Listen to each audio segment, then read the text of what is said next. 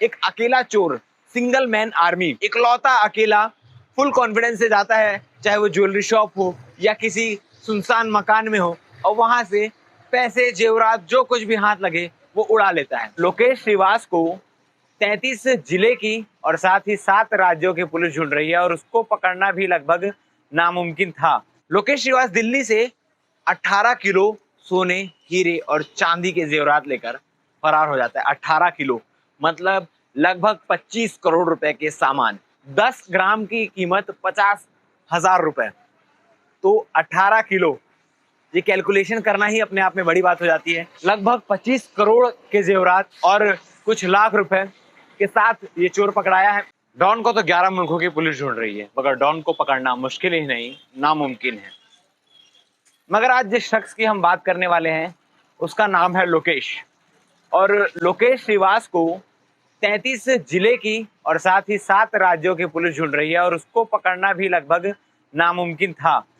शब्द का प्रयोग इसलिए कर रहा हूं क्योंकि आज लोकेश श्रीवास को स्मृतिनगर थाना क्षेत्र से रायपुर पुलिस और दुर्ग पुलिस के संयुक्त कार्रवाई के दौरान पकड़ा गया है। अब लोकेश श्रीवास है कौन, तो थोड़ा आपको फ्लैशबैक में ले चलते हैं उसकी स्टोरी के बारे में बताने के लिए, क्योंकि आपको 3 साल पुराने का वो किस्सा याद होगा जब सुपेला स्थित पारक ज्वेलर्स में चोरी हुई थी। एक अकेला चोर, सिंगल मैन आर्मी, उसने पारक ज्वेलर्स के छत पर पहुंचकर वहां का दरवाजा तोड़ा, अंदर एंटर हुआ और करोड़ों के जेवरात और पैसे लेकर रफू चक्कर हो गया। उस समय वो पकड़ा भी गया था, मगर उसकी चर्चा काफी हुई थी, क्योंकि आखिर ऐसा कौन सा चोर है जो अकेले इतनी बड़ी चोरी को अंजाम दे देता है। और वो वहीं पर नहीं रुका, आपको भी हाल ही की बात बताएं तो कुछ समय पहले कवर्धा में भी करोड़ों रुपए की चोरी हुई थी, उसमें भी एक ही नाम, लोकेश श्रीवास। उसके बाद अभी फिलहाल में बिलासपुर में 7 जगहों पे चोरी हुई, जिसमें कुछ 12-15 लाख रुपए की चोरी हुई थी। उसमें भी जो चोर था वो लोकेश श्रीवास ही था, सिंगल मैन आर्मी। और सिर्फ छत्तीसगढ़ में ही नहीं, अदर राज्य में भी उसके चोरी का खौफ कुछ ज्यादा ही फैल गया था। दिल्ली से भी खबर आती है, दिल्ली से भी पता चलता है कि लोकेश श्रीवास दिल्ली से 18 किलो सोने, हीरे और चांदी के जेवरात लेकर फरार हो जाता है। 18 किलो मतलब लगभग 25 करोड़ रुपए के सामान। अब लोकेश की खोजबीन चालू होती है। जब बिलासपुर पुलिस खोजबीन करती है, शक्ति से एकदम पूछताछ की जाती है, सीसीटीवी फुटेज खंगाले जाते हैं, तब उसका पता लगता है।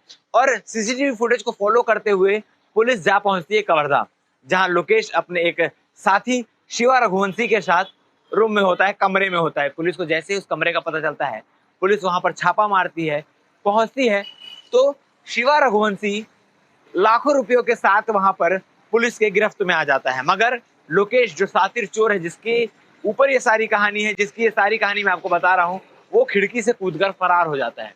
उसके बाद उसका पीछा किया जाता है। पीछा करते करते पुलिस पहुंचती है दुर्ग जिले के स्मृतिनगर थाना क्षेत्र में।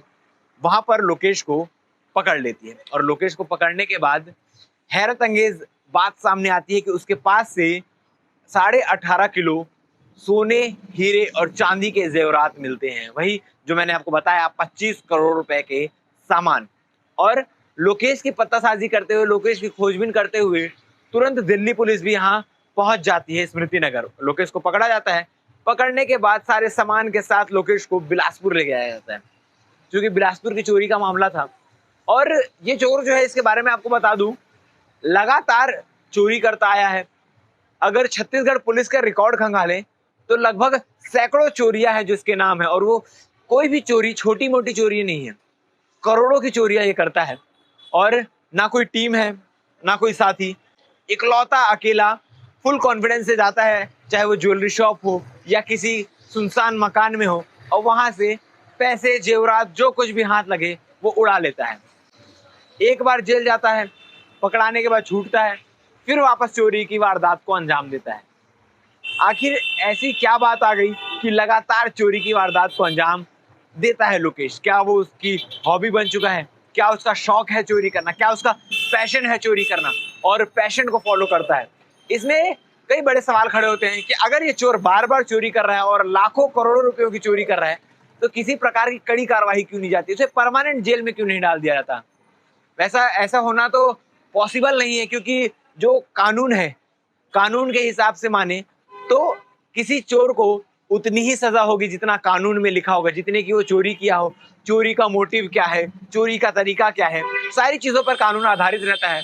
जांच चलती है, जांच में कोर्ट में पेश होता है, कोर्ट में जज जो उसे सजा सुनाता है उतनी ही सजा उसे होती है, और उस सजा से निकलने के बाद फिर चोरी करना शुरू।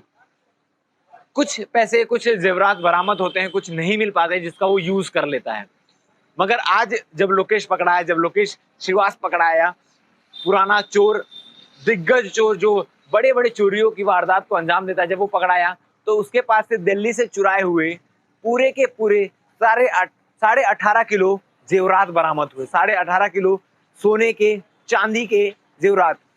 आप सोच कर हैरान हो रहे होंगे कि 18.5 किलो आखिर कहते किसको हैं, क्योंकि जब हम कोई जेवरात खरीदने जाते हैं, कोई ज्वेलरी खरीदने जाते हैं तो तोले में खरीदते हैं। 1 तोला यानी 10 ग्राम, और उसकी रेट ही लगभग 50,000 60,000 इसके आसपास सोने के जेवरात की रेट होती है। 10 ग्राम की कीमत 50,000 रुपए, तो 18 किलो, ये कैलकुलेशन करना ही अपने आप में बड़ी बात हो जाती है।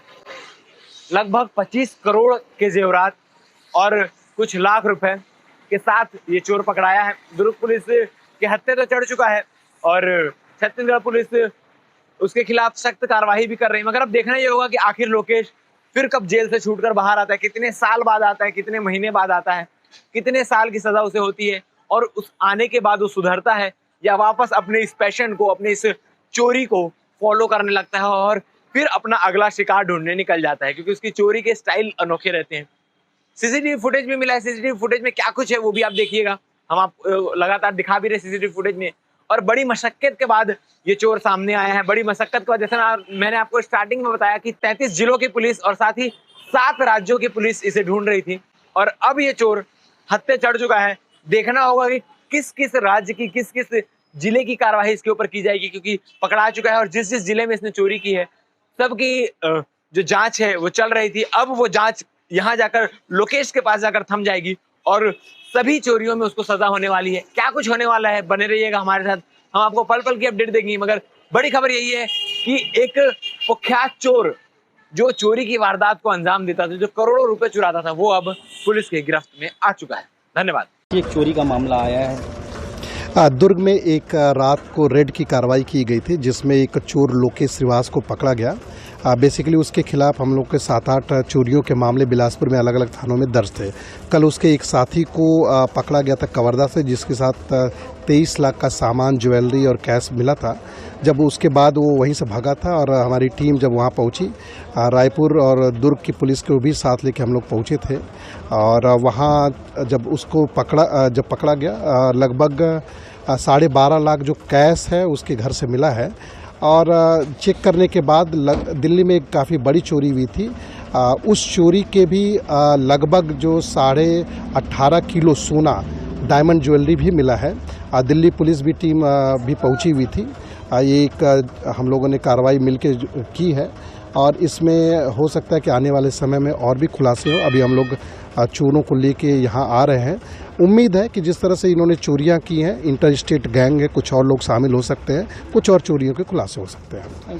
तीनों police, Delhi police, Raipur police, Bilaspur police, Durg police, सभी दावा कर रही है कि इसमें हमने सफलता हासिल की है। ये देखिए, ये जो रेड की कार्रवाई जो की गई थी, इसमें काफ़ी समय से, जैसा मैं बताया, हम लोग की टीम काम कर रही थी। कल भी एक जो यहाँ रेड हुआ था उसमें हम लोगों ने पकड़ा, उसके बाद से ये भाग के गया था तो वहाँ उसको पकड़ा। दिल्ली पुलिस भी काफ़ी समय से चोरी के मामले में वो लोगों को खोज रहे थे, वो भी टीम पहुँची हुई थी। तो एक अच्छा सभी टीमों के लिए एक सफल ये अभियान माना जाएगा और इसमें और चोरियों का भी खुलासा हो सकते हैं।